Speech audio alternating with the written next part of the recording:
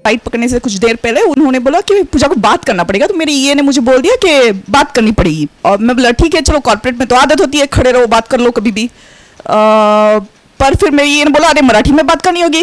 Okay, तो सब लोग को लगता है मैं मराठी हूँ तो मुझे मराठी अच्छी आती है, पर दिक्कत ये है कि मेरी तो एजुकेशन इंग्लिश में हुई है। बाद में समझाया कि हिंदी में बात करनी है, तो हिंदी तो वैसे ही माशाल्लाह है क्योंकि हम तो बम्बई से हैं, तो I can take shelter and rate कि हिंदी वैसे ही अपन तुपन वाली है, तो वो भी ठीक नहीं है।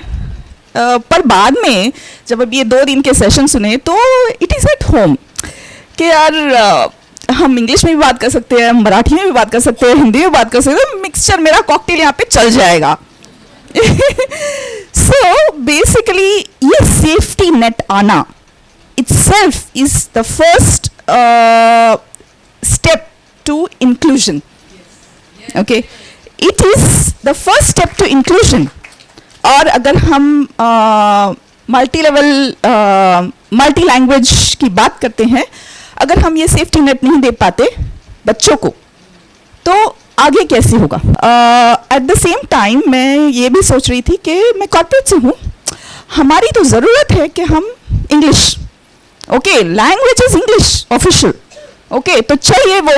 ओके, मैंने अभी 2 दिन पहले कुछ बच्चों ने मोटिवेशनल कुछ ऑर्गेनाइज किया था और उन्होंने पोस्टर्स बनाए थे ऑफिस में, तो पोस्टर्स हिंदी में थे। ओके, तो मैंने वो पोस्टर्स निकलवा दिए। मैंने बोला नहीं, हिंदी नहीं चलेगी, ऑफिस में तो इंग्लिश चाहिए, तुम इंग्लिश में पोस्टर्स बनवाओ।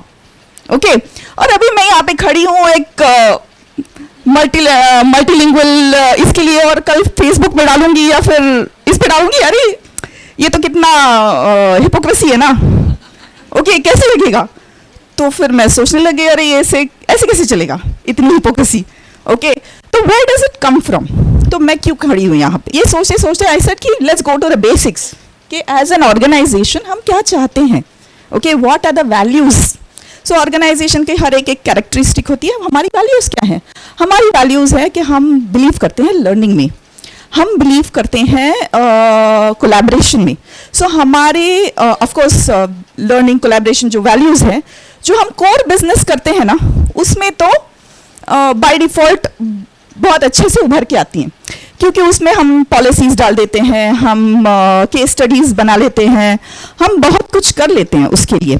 ओके, लेकिन उसका एक दायरा होता है, और पर ठीक है, उसमें बहुत उभर के भी आ जाती हैं हमारी जो वैल्यूज़ है। पर सही मायने में वैल्यूज़ कब दिखाई देती हैं? जब आपके कोर बिजनेस के हट के भी आप कुछ करते हैं जो पॉलिसीज़ में गवर्न नहीं है, लेकिन फिर भी वो आपकी कैरेक्टरिस्टिक बताता है। सो जब हम CSR इनिशिएटिव्स पे काम करते हैं, वो हमारा कोर नहीं है। ओके, CSR इनिशिएटिव्स एक अलाइड थिंग है जो हम करते हैं साथ में, तो उसमें हमारी कैरेक्टरिस्टिक क्या नजर आती है? क्या हमारी वैल्यू अगर लर्निंग है तो वो हम इम्बाइब कर पाते हैं? क्या हमारी वैल्यू अगर कोलैबोरेशन है, क्या वो हम इम्बाइब कर पाते हैं? अगर हम डाइवर्सिटी और इंक्लूजन में एज ऑर्गेनाइजेशन बिलीव करते हैं, तो क्या हम वो इम्बाइब कर पाते हैं वहाँ पे? एज एन ऑर्गेनाइजेशन गेब्स हम लोग एजुकेशन, हेल्थ केयर और एनवायरनमेंट पे बहुत काम करते हैं। व्हेन वी स्टार्टेड तो हमने बोला कि हमारी वैल्यूज़ कैसे आएंगी इसमें? ईजी है ना हेल्थ केयर में, चलो एक कैटरैक्ट वाले NGO को दे दो, वो लोग ऑपरेशन कराते रहेंगे हम। ओके, और ये फंडा फाइनेंस वालों को भी अच्छा बैठ जाता है, उनका है कि अरे चलो मार्च से पहले तुम CSR फंड डिस्ट्रीब्यूट कर दो। Okay, but it does not show what is our character as an organization. So how do we do that? तो हमने सोचा, हमने अपना NGO फॉर्म किया। हमने सोचा कि हमारी स्ट्रेंथ क्या है? Organisation, project management. Okay, so हमने 3-pronged अप्रोच लिया। अंजू ने भी कल इसके बारे में बात की है। हम जिला परिषद के साथ काम करते हैं, हम 2-3 हॉस्पिटल्स के साथ काम करते हैं, आशा वर्कर्स के साथ काम करते हैं जो जिला परिषद के साथ होती है। सो आशा वर्कर्स को हम सिखाते हैं, और हमारी अपनी वैन है जो गांव-गांव में जाती है, कैंसर डिटेक्शन करती है। सो हम आशा वर्कर्स को सिखाते हैं कि क्या करना है, गांव में जाके कैसे डेटा कलेक्ट करना है, वो डेटा को एनालाइज कैसे करना है, फिर डेटा एनालाइज करने के बाद जो वैन के साथ जो ट्रेनी डॉक्टर्स होते हैं एमजीएम में या फिर किसी कैंसर हॉस्पिटल में, वो जाते हैं वैन के साथ और वहाँ पे टेस्टिंग वेस्टिंग करते हैं। उसके साथ हम लोग MSW के स्टूडेंट्स के साथ काम करते हैं, यूनिवर्सिटी से जो आते हैं वो लोग ये अवेयरनेस कैंपेन्स क्रिएट करने में काम करते हैं। So as a group we make sure कि एक ऑर्गेनाइजेशन इंडिपेंडेंटली एक इकट्ठा काम कर सके। So that shows our value.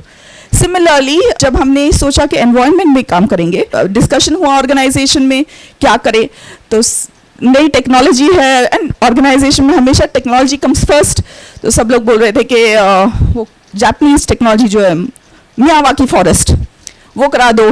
Okay, एक किसी को बुला लो जो मियावाकी फॉरेस्ट करा देगा, टक टक टक बना देगा। या फिर गवर्नमेंट के साथ काम करो जो 7 साल का एक प्रोजेक्ट लेते हैं और 7 साल एक एनजीओ को देके वो लोग अपना अपना फॉरेस्ट बनाएंगे। सो वी डिसाइडेड कि हम स्कूल्स के साथ काम करेंगे। हम ऑलरेडी जिला परिषद के साथ काम करते हैं तो हम जिला परिषद के साथ काम करेंगे। उसमें भी हमने स्टार्ट किया, जो स्कूल्स के साथ हमारा टाई अप था उन स्कूल्स में जाके हमने बच्चों के साथ प्लांटेशन प्रोजेक्ट्स किए।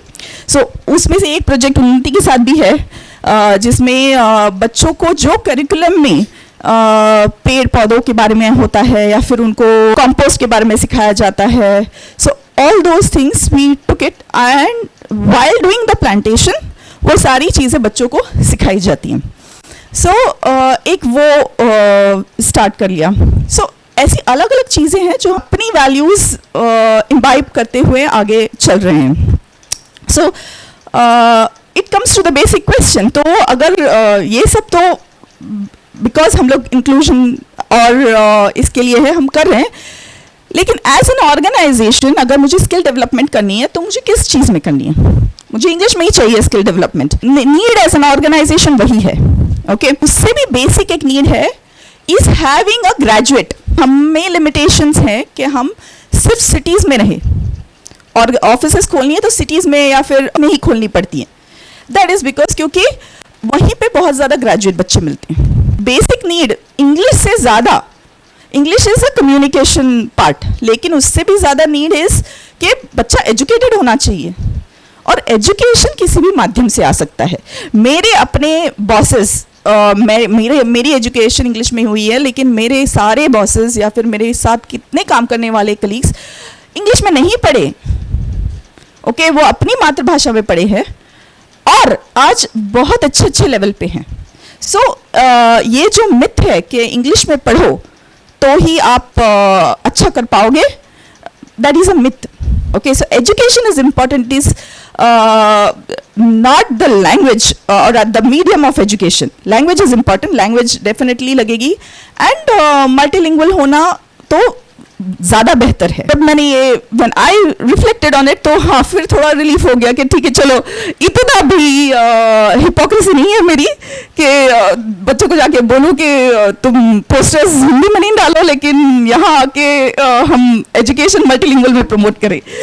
सो आई थिंक ये इतना बड़ा डिस्कोर्स होना itself gives a lot of reflection and ये 2 दिन में इतना कुछ सुना है at different levels. I think Himangi has done an amazing job to get so many people. Okay, इतना बड़ा डिस्कोर्स होना, अलग अलग सब्जेक्ट्स पे बात करना is a very big thing. Okay, she's done an amazing job and for me personally there is so much to take back. Okay, thank you Himangi, thank you so much for inviting me.